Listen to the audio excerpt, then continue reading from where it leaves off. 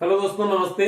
मैं अभिनव सोलवा, राजस्थान माध्यमिक शिक्षा बोर्ड अजमेर की तरफ से कक्षा 12 की हिंदी साहित्य है उस पाठ्यक्रम में एक भाग है काव्यांग परिचय। काव्यांग परिचय में काव्य गुण 3 पार्ट है, अलग अलग। काव्य गुण है, छंद है और अलंकार है।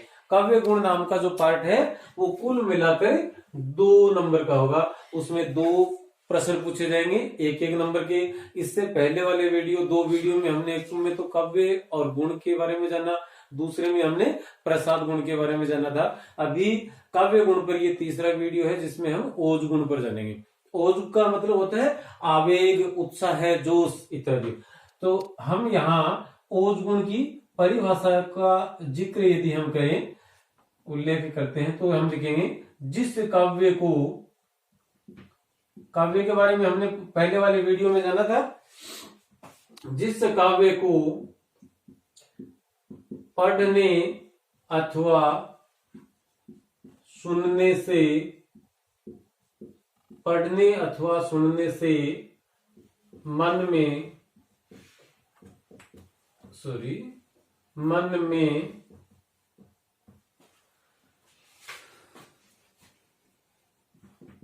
जोश, उत्साह एवं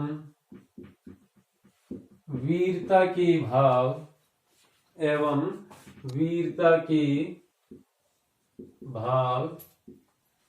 जागृत होते हैं अथवा पैदा होते हैं, जागृत होते हैं, तो वहां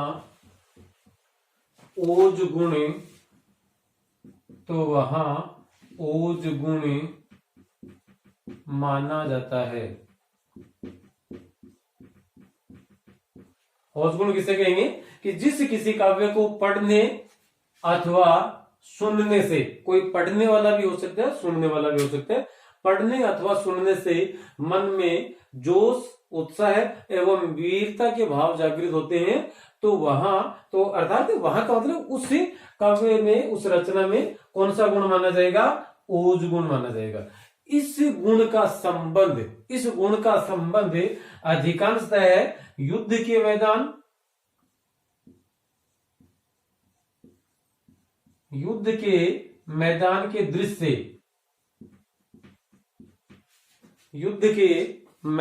के दृश्य, अथवा किसी वीर सैनिक की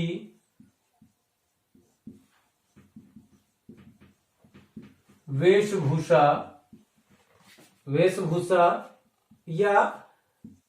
या उसका जो रोबीला चेहरा है उसके बारे में बात की गई हो, लिखा गया हो, तो वहां अधिकांश तय क्या होता है? युद्ध के दृश्य, सेना है या उनके सरदार हैं, उनके सेनापति हैं, या किसी वीर सैनिक की वेशभूषा है, या किन्हीं 2 सैनिकों के मध्य हो रहे युद्ध के बारे में वर्णन है।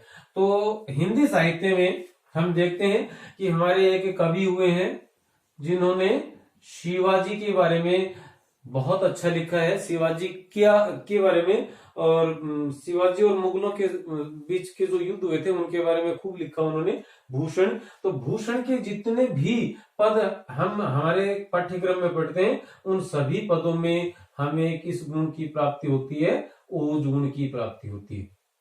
दोबारा से देखेंगे कि जिस काव्य को अथवा जिस रचना को पढ़ने अथवा सुनने से मन में जोश एवं उत्साह एवं वीरता के भाव पैदा होते हैं, तो वहां ओज गुण माना जाता है। अब इसके हम उदाहरण के तौर पर देखते हैं 1-2 कि कौन कौन से। अच्छा, दूसरी बात है, ओज गुण की पहचान करने के लिए एक तो हम देखेंगे कि इसमें बड़े बड़े शब्द आते हैं, बड़े शब्द भी नहीं आए, तो वहां पर टय वर्ग के जो वर्ण है, टय वर्ग वाले, जिसको टय वर्गीय वर्ण या मूर्धन्य वर्ण कहा जाता है, उन वर्णों की आवृत्ति खूब मिलती है।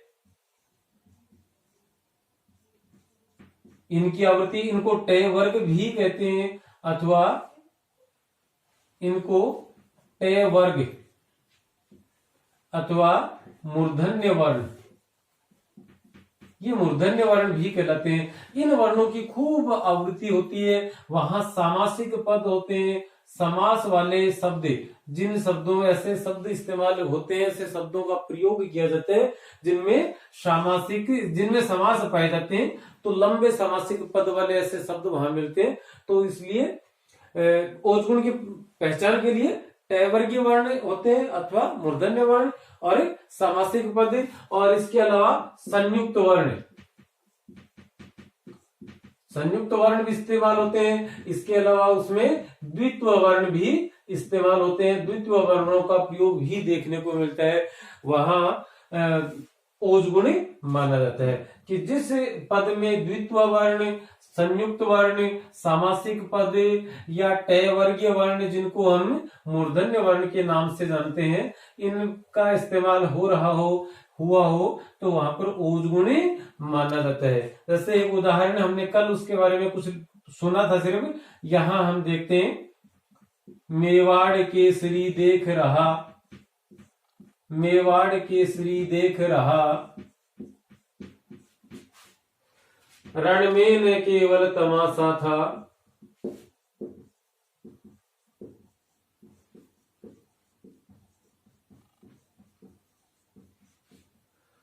वह दौड़ दौड़ रण करता था, वह दौड़ दौड़ रण करता था, वह मान रक्त का प्यासा था।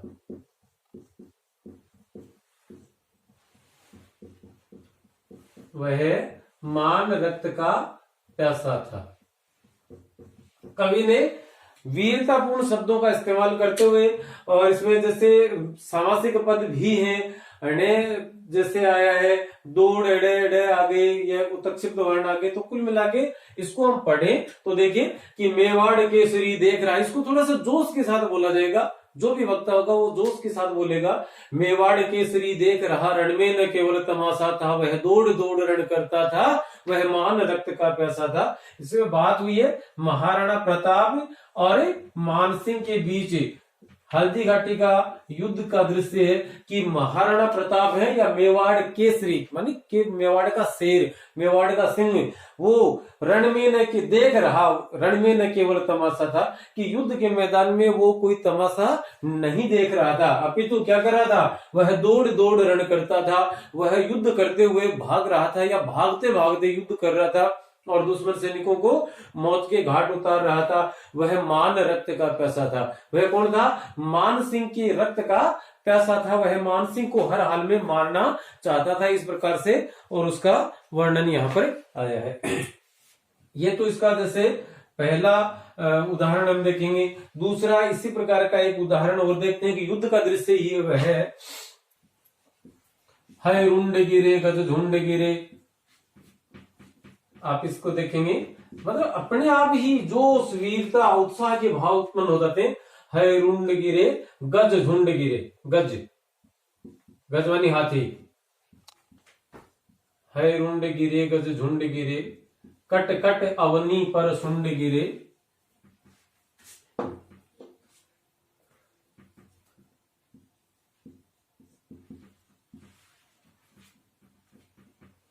कट कट अवनी पर सुंड गिरे,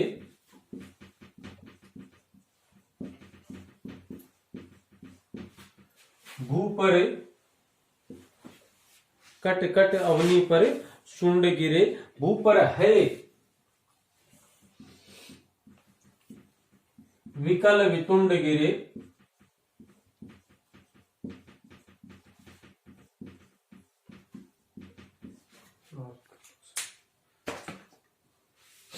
लड़ते लड़ते लड़ते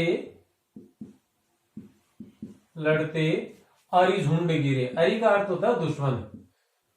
अरि का अर्थ होता है दुश्मन। लड़ते लड़ते अरि झुंड गिरे। इसका हम वाचन करके देखते हैं कि इसका वाचन करेंगे तो किस प्रकार की भाव, किस प्रकार की आवाज निकलती है, और उस आवाज को सुनकर अथवा उसको बोलकर और मनुष्य के मन में क्या भाव जागृत होते हैं। कि है का अर्थ होता है घोड़ा। है का अर्थ है घोड़ा, रुंड बनी उसके सिर, गज बनी हाथी, झुंड मतलब उसका समूह है।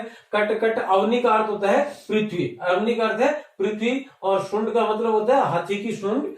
भू पृथ्वी, है मानी होते हैं घोड़ा, विकल मानी व्याकुल, वितुंड का मतलब उसकी हाथ पैर, उसके पैर या उसके गर्दन या उसके कोई ना कोई हिस्सा शरीर से अलग हो जाना, वो हम कह सकते हैं अंग भंग होना, उसका कोई अंग कटना। और लड़ते लड़ते मतलब लड़ाई करते करते, युद्ध करते करते, अरि का अर्थ होता है दुश्मन, और झुंड मानी समूह, कि अरि के दुश्मनों के झुंड समाप्त हो गए, दुश्मनों के समूह समाप्त हो गए। देखिए क्या है इसका वाचन करते टाइम कि है रुंड गिरे गज झुंड गिरे, कटकट अवनी पर सुंड गिरे, भू पर है विकल वितुंड गिरे, लड़ते लड़ते अरि झुंड गिरे। इस प्रकार से जब इसका वाचन किया जाता है तो सुनने वाले और बोलने वाले दोनों के मन में जोश, जुनून, उत्साह या वीरता के भाव जागृत होते हैं। और जब ऐसे भाव जागृत होते हैं तो वहां पर हमेशा कौन सा गुण माना जाता है? ओज गुण माना जाता है। इसके अलावा हमारे पाठ्यक्रम में जो भूषण का पाठ है,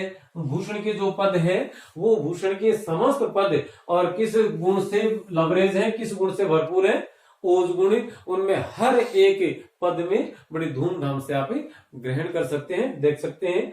तो आज के लिए दोस्तों इतना ही, मिलते हैं अगले वीडियो में, तब तक के लिए धन्यवाद, शुक्रिया, अभिनंदन।